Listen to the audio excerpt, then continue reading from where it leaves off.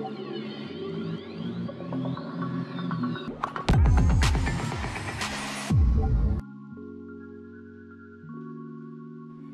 friends, welcome to Habibs.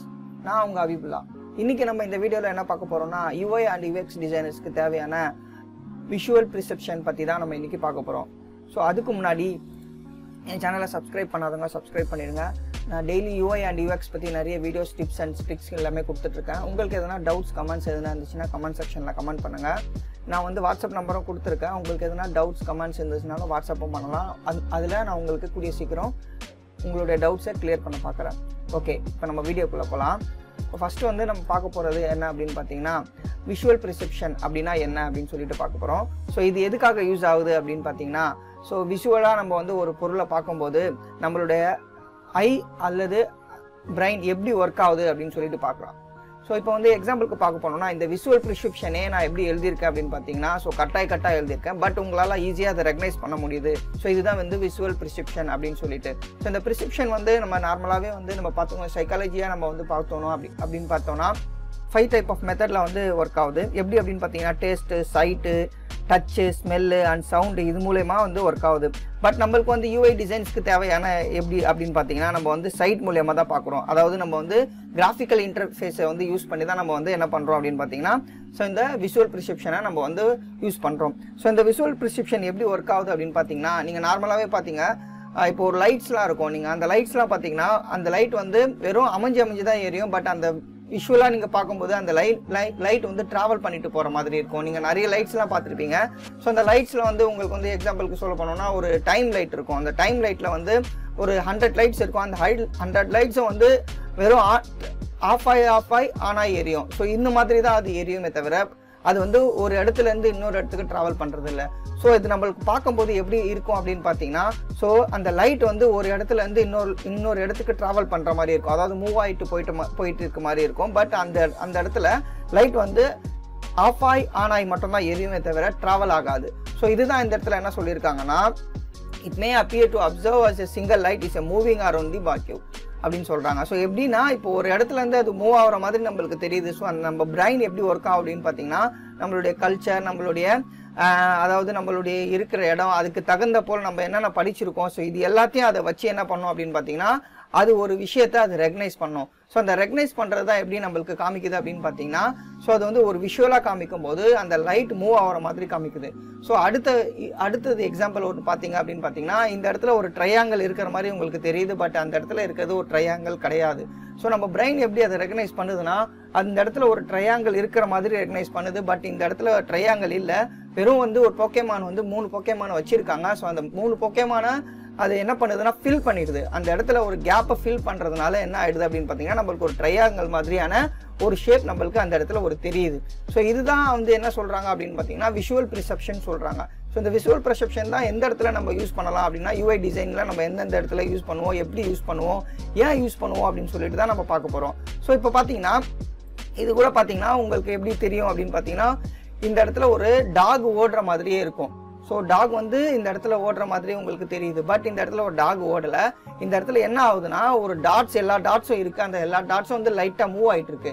ஆனால் நம்ம எப்படி அதை ரெகனைஸ் பண்ணுறோம் அப்படின்னு பார்த்தீங்கன்னா, ஒரு டாக் வந்து அந்த இடத்துல மூவ் ஆகிட்டு இருக்கிற மாதிரி நம்மளுடைய பிரெயின் அதை ரெகனைஸ் பண்ணுது. ஏன் அப்படி ரெகனைஸ் பண்ணுதுன்னா, ஸோ நம்ம வந்து நிறைய டாக்ஸை பார்த்துருப்போம். இந்த மாதிரியான டாட்டட் இருக்க டாக்ஸ் எல்லாம் பார்த்துருப்போம் இல்லையா? ஸோ அந்த டாட்டட் இருக்க டாக்ஸ் என்ன பண்ணோம் அப்படின்னு பார்த்தீங்கன்னா, அதை ரெகனைஸ் பண்ணி ஸோ இது டாக் அப்படின்னு சொல்லிட்டு நம்மளால அதை ஐடென்டிஃபை பண்ணக்கூடிய அளவுக்கு இந்த இடத்துல அது இருக்குது. ஸோ இதுதான் வந்து விஷுவல் பெர்செப்ஷன் நம்ம சொல்கிறோம். ஸோ இந்த இடத்துல பார்த்தீங்கன்னா ஏன் அதை யூஸ் பண்ணணும் அப்படின்னு சொல்லி பார்த்தீங்கன்னா, இந்த இடத்துல என்ன சொல்கிறாங்க அப்படின்னு பார்த்தீங்கன்னா, great designer understand the powerful role of சைக்காலஜியா. அதாவது சைக்காலஜியா விஷுவல் பெர்செப்ஷனை நம்ம தெரிஞ்சு வச்சுக்கணும். ஏன் அப்படின்னு பார்த்தீங்கன்னா, நம்மளுடைய யூசர்ஸ் இருப்பாங்க இல்லையா? ஸோ அந்த யூசர்ஸ் வந்து எப்படி பார்க்குறாங்க, நம்மளுடைய டிசைனை வந்து எப்படி அவங்க பார்க்குறாங்க, எப்படி அதை புரிஞ்சுப்பாங்க. நம்ம ஒரு டிசைனை நம்ம பண்ணும்போது நம்ம ஒன்று யோசிப்போம், பட் அவங்க யூசர்ஸ் ஒன்று யோசிப்பாங்க. ஸோ அந்த மாதிரியான பெர்ஸ்பெக்டிவ்ல நம்ம வந்து 2 பேரும் எப்படி யோசிக்கணும் அப்படின்னு சொல்லிட்டு அந்த டிசைனை நம்ம வந்து கிரியேட் பண்ணணும். ஸோ இது வந்து நம்மளோட மைண்ட் ரியாக்ட் எப்படி பண்ணணும் அப்படின்னு சொல்லிட்டு நம்ம என்ன பண்ணணும் அப்படின்னு பார்த்தீங்கன்னா, நம்ம டிசைன் பண்ணும்போது இந்த மாதிரியான லாஸ் எல்லாமே வந்து நம்ம வந்து என்ன பண்ணணும், எல்லாமே ஞாபகம் வச்சுட்டு நம்ம பண்ணுற மாதிரி இருக்கும். ஓகே, இப்போ எக்ஸாம்பிளுக்கு பார்த்தீங்க அப்படின்னு பார்த்தீங்கன்னா, ஸோ மல்டிபிளான ஒரு விஷயத்தை நம்ம வச்சுருப்போம். அதாவது நிறைய எலிமெண்ட் நம்ம யூஸ் பண்ணியிருப்போம். ஸோ இந்த நிறைய எலிமெண்ட்டை நம்ம வந்து பார்க்கும்போது எப்படி பார்ப்போம் அப்படின்னு பார்த்தீங்கன்னா, ஸோ ஃபஸ்ட்டு இந்த இடத்துல போவோம், அதுக்கப்புறம் இந்த இடத்துல போவோம். அப்படியே என்ன ஆகும் அப்படின்னு பார்த்தீங்கன்னா, யூசர்ஸ் என்ன பண்ணுவாங்க அப்படின்னு பார்த்தீங்கன்னா, அவங்களோட ஐஸை வந்து எங்கே கொண்டு போகணும்னே அவங்களால டிஃபைன் பண்ண முடியல. ஸோ எந்த இடத்துல பார்க்கணும், எந்த இடத்துல வந்து மெயினான ஒரு விஷயம் இருக்குது, எதை வந்து நம்ம வந்து ஃபோக்கஸ் பண்ண வைக்கணும் அப்படின்னு சொல்லிட்டு இந்த வெப்பேஜை பார்த்தீங்கன்னா உங்களுக்கே தெரியும். ஸோ ரெகனைஸ் பண்ண முடியாத அளவுக்கு இருக்குது. ஆனால் நம்ம வந்து ஒரு எஃப் பேட்டர்ன் மாதிரி நீங்கள் கொடுத்தீங்க அப்படின்னு பார்த்தீங்கன்னா, இப்போ எக்ஸாம்பிளுக்கு கூகுள் வச்சுருக்காங்க, அவங்க எஃப் பேட்டர்ன் மாதிரி வச்சுருப்பாங்க. ஸோ ஃபஸ்ட்டு அவங்க இருக்கிற ஹெட்டிங்கில் வந்து எஃப் பேட்டர்ன் எப்படி வச்சுருப்பாங்க அப்படின்னு பார்த்தீங்கன்னா, ஸோ அட்வர்டைஸ்மெண்ட் எல்லாமே கொடுப்பாங்க. ஸோ நார்மலாகவே நீங்கள் கூகுள் சர்ச்சில் போனீங்கன்னா உங்களுக்கு வந்து அட்வர்டைஸ்மெண்ட் மட்டும் ஃபஸ்ட்டு வரும். ஏன் அப்படின்னு பார்த்தீங்கன்னா, ஒரு ஹியூமனாக இருக்கும்போது அவங்க சர்ச் பண்ண உடனே ஃபஸ்ட்டு இருக்கிற ஒரு பிளேஸை மட்டும் தான் ஃபஸ்ட்டு பார்ப்பாங்க.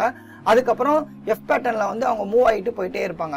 ஸோ இதனால தான் இங்கே வந்து ரெகனைஸ் பண்ணும்போது எப்படி பண்ணியிருக்காங்கன்னா, ரெட் கலரில் இருக்கிற இடம் எல்லாமே மோஸ்ட் ஆஃப் த யூசர்ஸ் வந்து நிறைய இடத்துல அதில் ஸ்பெண்ட் பண்ணியிருக்காங்க டைமிங்கை. ஸோ எல்லோ கலரில் இருக்கிறது வந்து ரெட் கலராக, அதாவது எல்லோ கலரில் இருக்கிற இடத்துல இருக்கிற இந்த விஷயம் எல்லாமே பார்க்கும்போது லெஸ்ஸாக யூஸ் பண்ணியிருக்காங்க, அதாவது ரெகனைஸ் பண்ணியிருக்காங்க. ப்ளூ கலரில் இருக்கிற இடத்துல பார்த்தீங்கன்னா அவங்க வந்து மோஸ்ட் ஆஃப் ஆல் பார்க்காமலே கொஞ்சம் இருக்காங்க. அதாவது கிரே கலரில் பார்க்கவே இல்லை சுத்தமாக. ஸோ அந்த இடத்துக்கு போகாமலே இருக்காங்க. ஸோ இது மாதிரி அவங்க வந்து எஃப் பேட்டர்னை யூஸ் பண்ணி பார்த்துருக்காங்க.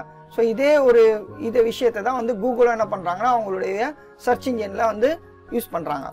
அப்புறம் பார்த்தீங்கன்னா, இப்போ இந்த விஷுவல் பெர்செப்ஷன் எங்கே ஒர்க் ஆகும் அப்படின்னு பார்த்தீங்கன்னா, நம்மளுடைய colours, shades, angle, slabs, length, இது எல்லா இடத்துலையும் நம்மளுக்கு என்ன ஆகும் அப்படின்னு பார்த்தீங்கன்னா, நம்ம வந்து UI அண்ட் UX டிசைனில் நம்ம வந்து யூஸ் பண்ணுவோம். ஓகே, இப்போ வந்து எக்ஸாம்பிள் நம்ம பார்க்கலாம். இப்போ இந்த இடத்துல நீங்கள் வந்து ஒரு க்ரீனை ஃபைண்ட் அவுட் பண்ணுங்கள், ஈஸியாக உங்களால் ஃபைண்ட் அவுட் பண்ண முடியுது. கரெக்டுங்களா? ஓகே, அதுவே வந்து இந்த இடத்துல வந்து உங்களால் ஒரு ஸ்கொயரை வந்து ஃபைண்ட் அவுட் பண்ண சொன்னாங்கன்னா என்ன பண்ணுவீங்க? உங்களால் ஈஸியாக ஃபைண்ட் அவுட் பண்ண முடியல, கொஞ்சம் கஷ்டமாக இருக்கும். ஏன் அப்படின்னு பார்த்தீங்கன்னா, ஸோ இந்த இடத்துல எல்லாமே ஒரே கலரில் இருக்குது. ஸோ ஸ்கொயரும் ஒரே கலரில் இருக்குது. பட் கொஞ்சம் ரெகனைஸ் பண்ணலாம், பட் கொஞ்சம் லேட் ஆகும், அவ்வளோதான். ஆனால் இந்த இடத்துல உங்களால் ஈஸியாக ரெகனைஸ் பண்ண முடியாது, சீக்கிரமாக ரெகனைஸ் பண்ண முடியாது, கொஞ்சம் ஹார்டாக இருக்கும். ஏன் அப்படின்னு பார்த்தீங்கன்னா, இந்த இடத்துல வந்து உங்களால் எல்லா பேட்டர்னும் இருக்குது, மல்டிபிள் பேட்டர்ன் இருக்குது. ஸோ அந்த மல்டிபிள் பேட்டர்னை ஒரே ஒரு பேட்டர்னை மட்டும் நீங்கள் வந்து ரெகனைஸ் பண்ண சொன்னோன்னா ஸோ ரொம்ப கஷ்டமாக இருக்கும். இந்த மாதிரியான விஷயத்தை தான் நம்ம என்ன பண்ணணும்னா UI அண்ட் UX டிசைனில் நம்ம வந்து இம்ப்ளிமெண்ட் பண்ணணும்.